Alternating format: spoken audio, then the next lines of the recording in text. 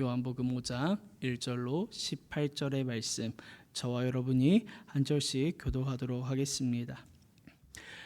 그 후에 유대인의 명절이 되어 예수께서 예루살렘에 올라가시니라.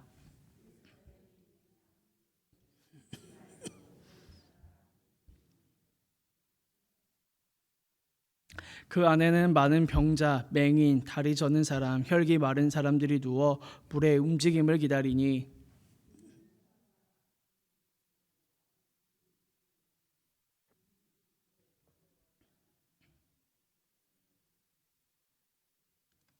거기 38에 된 병자가 있더라.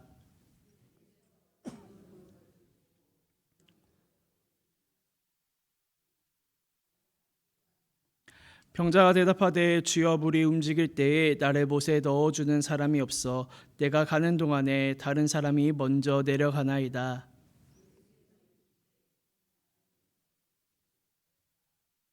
그 사람이 곧 나아서 자리를 들고 걸어가니라. 이날은 안식일이니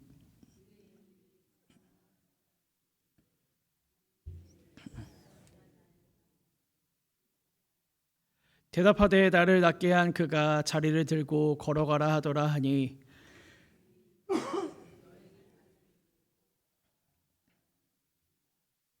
고침을 받은 사람은 그가 누구인지 알지 못하니 이는 거기 사람이 많으므로 예수께서 이미 피하셨음이라.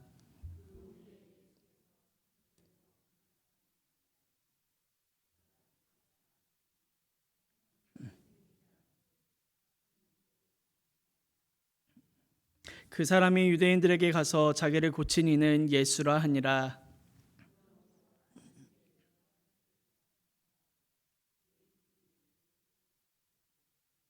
예수께서 그들에게 이르시되 내 아버지께서 이제까지 일하시니 나도 일한다 하시매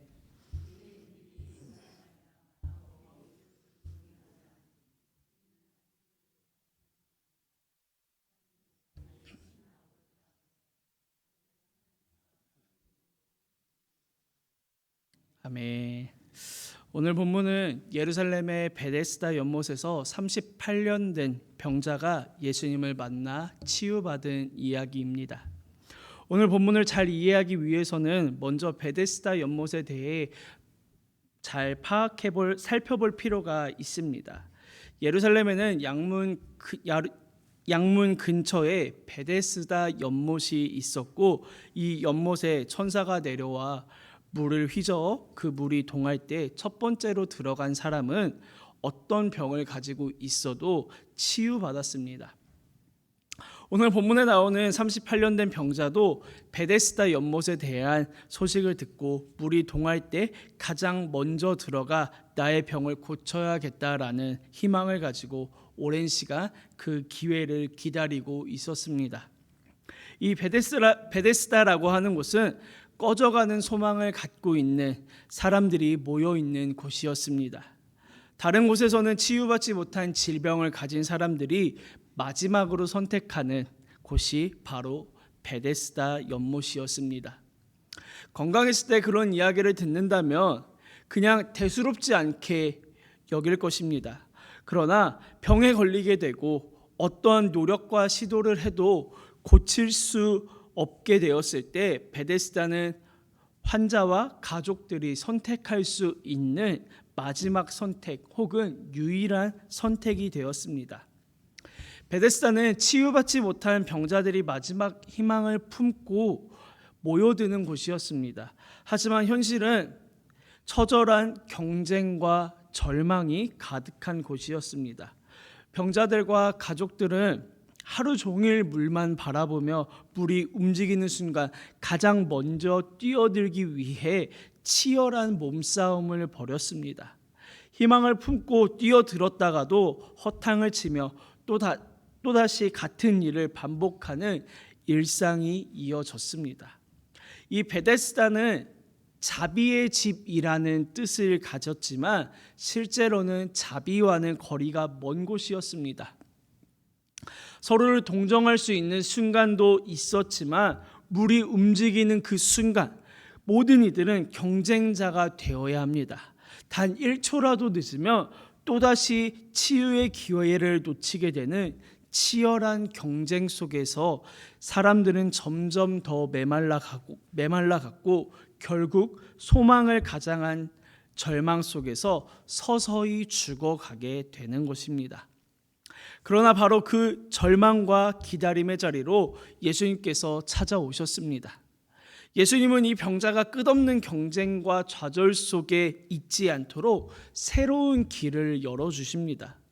물이 움직이는 기적을 기다릴 필요 없이 예수님은 자신의 능력과 권세로 그를 치유하시고 새로운 삶을 허락하셨습니다. 이 병자는 38년 동안 자신의 병이 치유되길 바라며 베데스다 연못을 바라보며 살아왔습니다. 하지만 현실적으로 그는 누구의 도움 없이는 연못에 들어갈 수 없었고 결국 38년 동안 같은 자리에서 머물러 있었습니다. 그의 기대는 헛된 것이었고 그 기대를 포기하지 못한 채 오랜 시간을 낭비하고 있었습니다. 우리도 때때로 이 병자와 같은 모습을 보일 때가 있습니다. 우리는 세상의 방법이 우리의 문제를 해결해 줄 것이라 기대하며 살아갑니다. 돈이 많아지면, 좋은 직장을 가지면, 더 좋은 환경이 주어지면 우리의 문제가 해결될 거라 믿습니다. 하지만 세상이 주는 행복과 기쁨은 완전하지 않으며 그리 오래 지속되지 않음을 우리 모두는 알 수 있습니다. 예수님께서는 이 병자가 연못을 바라보는 것이 아니라 예수님 자신을 바라보기를 원하셨습니다. 우리는 세상의 방법이 아니라 예수님의 능력과 은혜를 경험해야 합니다. 그것을 신뢰해야 합니다. 예수님만이 우리를 진정으로 치유하시고 회복하시고 새로운 길을 열어주실 수 있는 분이십니다. 오늘 본문 6절에 보면 예수께서 그 누운 것을 보시고 병이 벌써 오래된 줄 아시고 그에게 이르시되 내가 낫고자 하느냐라고 물어보십니다. 예수님께서는 그 병자가 누워있는 것을 보시고 그냥 누워있는 것만 보시고 한눈에 그의 상태를 아셨습니다. 하지만 오늘날 우리 의사들 또는 그냥 우리 사람들은 한눈에 진단을 내릴 수가 없습니다. 여러분 병원에 가면 제일 많이 듣는 말이 뭔지 아시나요? 바로 우선 검사부터 해봅시다 입니다. 가면 피도 뽑고 엑스레이도 찍고 이것저것 하느라 바쁩니다. 그런데 그렇게 검사하고 나서 제일 궁금한 건 결과인데 좀 뭔가 명확한 결과를 알려주면 너무나 좋겠지만 대부분 이렇게 이야기합니다. 별다른 이상이 없다라고 이야기를 많이 합니다. 그러면 얼마나 답답한지 모릅니다. 그럼 도대체 내가 왜 아픈 거고 지금 내 몸 상태가 이런 건지 참 답답하고 이해도 되지 않습니다. 저도 몇 년 전에 온몸이 그냥 가려웠던 적이 있었습니다. 잠도 제대로 못 잘 정도로 가려워서 또 그 가려운 부위를 긁기도 하고 때리기도 하고 또 때로는 그 부분에 얼음을 갖다 대서 문지르기도 하고 그래도 안 되면 이제 샤워를 하기도 했는데요. 참다 너무 괴로워서 병원을 갔는데 아무런 이상이 없다는 것입니다. 저는 정말 일상생활을 하기가 힘들 정도로 그냥 있는 것 자체가 너무 힘들었는데 병원에서는 아무 이상이 없다 그러고 혹시 알레르기일 수도 있으니 약을 먹어보라 해서 약도 먹고 그렇게 피부과를 한 3군데를 다녀봤습니다. 그런데도 아무런 차도가 없는 것이었죠. 그렇게 한참을 이 가려움증 때문에 고생하다가 한의원에 가보라는 이야기를 누군가 해줘서 이제 한의원에 가서 그 증상을 이야기하고 진료를 해보더니 원인을 찾아냈습니다. 그 원인이 뭐였냐면 몸의 면역력이 완전히 바닥까지 떨어졌다는 것입니다. 몸에 그런 몸 안에 온기도 없고 그냥 냉기만 가득하고 그냥 면역력이 바닥으로 완전히 떨어졌기 때문에 그런 반응이 나타난다라는 것이었습니다. 그렇게 원인을 찾아서 치료를 받고 가려운 증상이 사라졌는데 지금도 가끔 이제 그런 증상이 비슷하게 올라올 때가 있습니다. 그러면 그때마다 또 면역력이 떨어졌나 하면서 불안해할 때가 있습니다. 오늘 본문에서 예수님께서는 어떻게 하셨습니까? 예수님은 38년 된 병자를 보시고 그가 어떤 병을 앓고 있었고 얼마나 고통받았는지를 이미 알고 계셨습니다. 병자가 자신의 상태를 이야기하지도 않았는데 예수님은 그의 상황을 완벽하게 알고 계셨습니다. 이와 마찬가지로 우리의 삶에서 예수님은 우리의 아픔과 문제를 이미 다 알고 계십니다. 우리는 때때로 예수님께 내 문제를 어떻게 설명해야 할지, 내 고통을 어떻게 기도해야 할지 고민하지만 사실 예수님은 우리가 말하기 전에 이미 우리의 마음과 우리의 상황을 알고 계신다는 것입니다. 병원에서는 검사로 원인을 찾지만 예수님은 이미 우리의 고통과 문제를 알고 계십니다. 주님은 우리가 설명하지 않아도 우리의 마음을, 우리의 아픔을 미리 아시고 그 고통을 치유하고 회복시키기 위해 우리에게 다가오십니다. 우리가 무엇을 말하지 않아도 주님은 우리의 마음과 아픔을 다 알고 계십니다. 우리에게 중요한 것은 그저 주님을 신뢰하고 그분께 우리의 문제를 맡기는 것입니다. 38년 된 병자가 찾아와 내가 낫고자 하느냐라고 묻는 예수님께 이 병자는 네, 정말 낫고 싶습니다. 저 좀 고쳐주세요 라고 어찌 보면 답이 정해져 있는 대로 대답을 하는 것이 아니라 이제까지 자신이 겪었던 그 서름과 그 억울한 상황을 예수님께 토로합니다.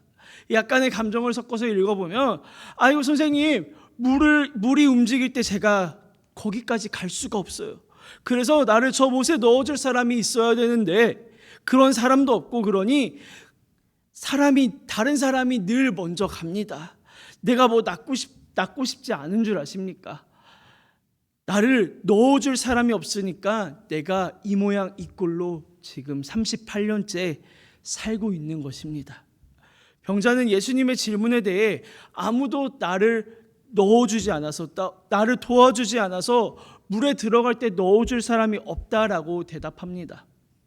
오랜 시간 동안 이대로라면 나는 절대 나을 수 없다라는 생각을 갖고 있었고 자신의 힘으로 상황을 바꾸지 못한다는 절망에 빠져 있었습니다.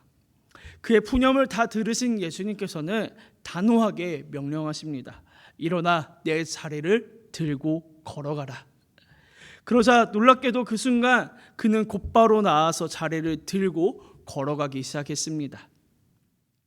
여러분, 혹시 우리도 우리의 인생의 문제를 이렇게 바라보지는 않습니까? 맞아, 상황이 바뀌어야 돼, 더 나아가야 돼, 더 나아져야 돼, 이렇게 살 수는 없어 라고 생각은 하면서도 동시에 하지만이라는 말로 스스로를 가로막고 있지는 않으십니까? 하지만 돈이 없잖아, 하지만 도와줄 사람이 없잖아, 하지만 시간이 없잖아. 저도 개척교회에서 목회를 하며 항상 이런 핑계를 내곤 했습니다. 무언가를 하려고 해도 우린 돈이 없잖아, 도와줄 사람이 없잖아, 그래서 할 수가 없어 라며 항상 이런 핑계를 대고는 했습니다. 정말 개척교회에 딱 맞는 변명과 핑계 아닌가요? 한창 코로나로 힘들 때 지방에 이제 젊은 교역자들 모임이 있었습니다. 그때 감리사님께서 코로나로 인해서 다들 힘든데 어떻게 목회하고 있냐고 물으시는데 다들 대답이 비슷했습니다.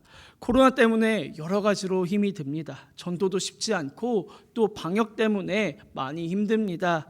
이런 이야기들이 오가는데 그때 감리사님께서 저희에게 하셨던 말씀이 아직도 생생하게 기억이 납니다. 코로나 핑계대지 마라. 코로나 전이나 지금이나 너희 상황은 똑같지 않냐.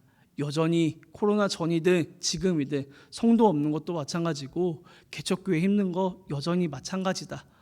코로나여도 전도하는 교회는 여전히 전도하고 새신자가 몰려온다. 그러니 코로나 핑계대고 멈춰있지 말고 뭐라도 해봐라 라고 말씀해 주시는데, 저는 이 말씀이 너무나 도전이 되어서 그래, 코로나 핑계대지 말고 뭐라도 해보자 라고 마음 먹었던 계기가 되었던 것 같습니다. 우리는 더 나은 삶을 원하고 변화가 필요하다고 생각합니다. 하지만 그와 동시에 불가능한 이유부터 찾습니다. 그리고 어느 순간 그 이유들이 너무나 당연하게 느껴지고 절대 바뀔 수 없다고 생각하며 현실에 안주하여 주저앉아 버리곤 합니다. 그러나 믿음의 자녀인 우리 그리스도인들은 문제 앞에서 환경을 먼저 바라보는 것이 아니라 우리의 도움 되시는 하나님을 바라보며 하나님의 손을 의지하며 나아가야 할 줄로 믿습니다. 다시 본문으로 돌아와 예수님께서 38년 된 이 병자를 고친 날이 바로 안식일이었다고 합니다. 안식일에는 물건을 들고 걷는 것이 금지되어 있었기에 예수님께서 병자에게 자리를 들고 걸어가라 라고 명령하셨을 때 유대인들은 이 38년 된 병자가 고침받은 것을 같이 기뻐하고 축하해 주기는커녕 그저 그가 안식일을 범했다고, 안식일의 규칙을 어겼다고 비판했습니다. 이에 대한 병자의 대답이 오늘 본문 11절에 나옵니다. 우리 11절 말씀 함께 읽어보겠습니다. 시작. 대답하되 나를 낫게 한 그가 자리를 들고 걸어가라 하더라 하니. 아멘. 이제 유대인들이 뭐라 하니까 이 38년 된 병든 자가 이렇게 대답을 하는 것입니다. 나를 낫게 한 그분이, 그 사람이 이렇게 하라고 이야기했습니다 라고 답하는 것입니다. 그러자 사람들은 이 병자에게 다시 한번 묻습니다. 그러면 너에게 그 자리를 들고 가라고 한 사람은 누구냐? 그렇게 말한 사람이 누구냐? 라고 묻습니다. 이 질문에 대한 답이 13절 말씀에 나옵니다. 13절 말씀 우리 함께 읽도록 하겠습니다. 시작. 고침을 받은 사람은 그가 누구인지 알지 못하니 이는 거기 사람이 많음으로 예수께서 이미 피하셨음이라. 아멘. 이 38년 된 병자는 자신에게 찾아와 내가 낫고자 하느냐라고 물으며 일어나 걸으라고 말씀하신 분이 누구인지 전혀 몰랐습니다. 그분이 예수님인지조차 알지 못했던 것입니다. 시간이 지나서 이제 성전에서 예수님을 다시 만난 후에 예수님께서 내가 너를 고쳤으니 더 이상 죄를 짓지 말라고 말씀하신 그 말씀을 듣고서야 이 38년 된 병자는 예수님이 자신을 고쳐주신 분임을 깨닫고 유대인들에게 예수님이 자신을 고쳐주셨다고 말하게 됩니다. 그리고 이 소식을 들은 유대인들은 예수님을 박해하고 예수님을 계속해서 공격하기 시작합니다. 예수님이 이 38년 된 병자를 고치신 이유는 그 사람의 믿음이나 그의 요청이 간절했기 때문이 아닙니다. 처음 예수님을 만났을 때 그 병자는 내가 낫고자 하느냐라는 그 예수님의 질문에 믿음 없는 태도로 반응했습니다. 예수님께서 일어나 걸어라 라고 말씀하셨을 때에도 그가 일어서게 됐을 때 감사한 마음이 있었는지는 모르겠지만 성경에 그러한 감사를 고백하는 모습은 기록되어 있지 않습니다. 또한 사람들이 그가 안식일에 걸어가는 것을 보고 비난하자 그는 내가 아니라 그 사람이 그렇게 하라고 했어요 라고 책임을 전가합니다. 그리고 성전에서 다시 만난 예수님이 그에게 죄 짓지 마라 라고 말씀하셨을 때 그는 바로 유대인들에게 가서 예수님을 고발하기도 했습니다. 따라서 예수님이 그를 고치신 이유는 그가 믿음을 가졌기 때문이 아니라 예수님께서 그를 고쳐주기로 결단하셨기 때문입니다. 예수님의 전적인 은혜로 그가 고침을 받은 것입니다. 38년 된 병자에게 흘렸던 예수님의 전적인 은혜가 오늘 이 자리에 모여 예배하는 우리들에게도 흐르길 소망합니다.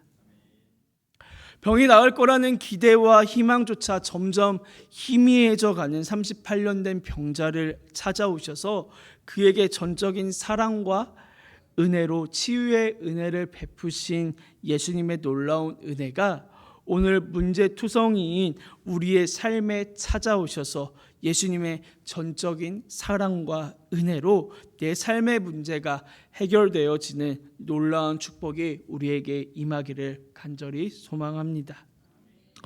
오늘 말씀을 통해 우리들이 분명하게 알아야 할 것은 예수님은 단순히 기적의 표적을 행하는 능력자가 아니라 우리를 죄에서 건지시며 깊은 절망 가운데 있는 우리에게 하늘의 위로와 희망을 주시는 분이라는 것입니다. 내가 낫고자 하느냐라는 그 질문을 통해 단순히 38년 된 병자의 육체적 질병만 치유하신 것이 아니라 그 영혼의 근본적인 문제인 죄사함과 영적인 억눌림을 해결하신 것입니다. 우리는 종종 삶의 어려움과 한계 속에서 세상적인 방법을 의지하고 그 속에서 희망을 찾으려고 합니다. 그러나 예수님은 오늘 우리에게 너의 문제를 해결해 줄 유일한 길은 나에게 돌아오는 것이라고 말씀하고 계십니다. 오늘 우리 모두가 예수님께 우리의 문제와 한계를 맡기며 온전한 해결을 받고 새롭게 변화된 삶을 살아가게 되기를 주님의 이름으로 간절히 소망합니다. 말씀을 정리하겠습니다. 오늘 본문에서 병자는 예수님의 명령에 순종하여 자리를 들고 일어났습니다. 그가 38년 된 병에서 고침을 받아 일어나 걸을 수 있었던 것은 그에게 대단한 믿음이 있어서가 아니라 전적인 하나님의 은혜였습니다. 이와 마찬가지로 우리도 우리 삶에 놓여 있는 내 힘으로는 도저히 해결할 수 없는 그 문제들을 예수님 앞에 가지고 나옴으로 그 문제가 해결되어지는 은혜를 경험하게 되는 우리 모두가 되어지기를 소망합니다. 예수님은 우리를 절망에서 건져내시고 새로운 길을 여시는 분이십니다. 오늘 그 주님이 우리에게 말씀하십니다. 일어나 걸어가라. 오늘 이 일어나 걸어가라는 예수님의 말씀에 순종하여서 내 삶의 문제만을 바라보던 눈을 들어 예수님을 바라봄으로 예수님께서 허락하신 온전한 치유와 회복을 경험하게 되는 우리 중국교회 모든 성도님들 되어지기를 간절히 소망합니다. 기도하겠습니다. 사랑의 하나님, 오늘 말씀을 통해 우리에게 깨달음을 주시니 감사합니다. 우리가 때때로 세상의 방법을 바라보며 절망하고 낙심할 때가 많습니다. 그러나 주님, 우리를 찾아오셔서 일어나 걸어가라 말씀하시니 감사합니다. 주님, 우리의 모든 아픔과 문제를 아시고 해결해 주실 줄 믿습니다. 우리의 눈을 연못이 아니라 예수님께 향하게 하시고 우리의 연약함을 주님께 맡기고 주님의 능력을 의지하게 하여 주옵소서. 어떤 상황 속에서도 예수님의 말씀을 믿고 따르며 새로운 삶을 살아가게 하여 주옵소서. 우리에게 용기와 믿음을 주셔서 주님과 함께 담대히 걸어가게 하여 주시옵소서. 감사드리며 예수님의 이름으로 기도합니다. 아멘.